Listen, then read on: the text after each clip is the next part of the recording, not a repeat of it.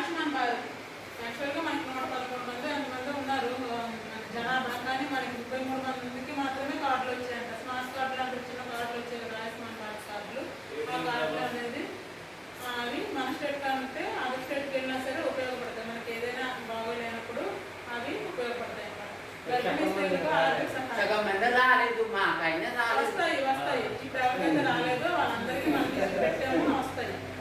గర్భిణీ స్త్రీలకు ఆర్థిక సహాయం ఫస్ట్ కానుకోలకు మాత్రమే 5,000 రూపాయలు గవర్నమెంట్ ఇస్తుంది అనమాట. ఓన్లీ ఫస్ట్ కానుకోలు మాత్రమే. ఆధార్ కార్డు, బ్యాంక్ అకౌంట్ మాకు సబ్మిట్ చేస్తే గర్భిణీగా నమోదైన వెంటనే అది కూడా 3 నెలల్లోగా గర్భిణీ స్త్రీ నమోదు చేసుకోవాలి. 5 నెలలకి 6 నెలలకి అలా కాకుండా 3 నెలల గర్భిణీ అని తెలియగానే మా దగ్గరికి వచ్చి ఫస్ట్ టీడీ ఇంజక్షన్ చేసుకుంటే మేము అప్లోడ్ చేస్తాం పిఎంఏ మీద.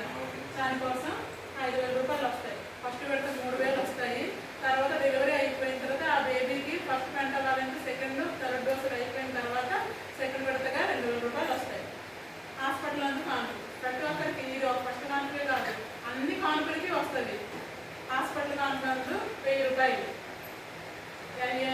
ఎన్నో కానుక అయినా సరే వస్తుంది. 1, 2, 3, 4.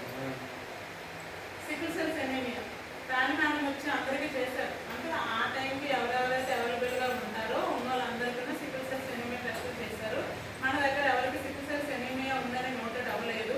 ఒకవేళ సికిల్ సెల్స్ ఎనీమియా నోటెడ్ అయ్యి పాజిటివ్ వస్తే ఆయన రిఫర్ చేసి వాళ్ళు సర్టిఫికేట్ తెచ్చుకోగలిగితే 10,000 రూపాయల పెన్షన్ గవర్నమెంట్ నుండి వస్తుంది. కానీ మన ఊర్లో అలాంటి వ్యక్తులు ఎవరు లేరు. 100% టీకాలు. 100% టీకాలు అంటే మనం గర్భిణీ అని తెలియగానే 2 టీడీ ఇంజక్షన్లు చేస్తున్నాం. 1 నెల వ్యవధిలో ఇంకో టీడీ ఇంజక్షన్. మళ్ళీ పుట్టినప్పటి నుంచి 5 సంవత్సరాల వరకు ప్రతి ఒక్కరికి ఎప్పుడు ఏ ఇంజక్షన్ పడాలో వాళ్ళకి చెప్పి మరి కార్డు రూపంలో ఇచ్చి నెక్స్ట్ ఇంజక్షన్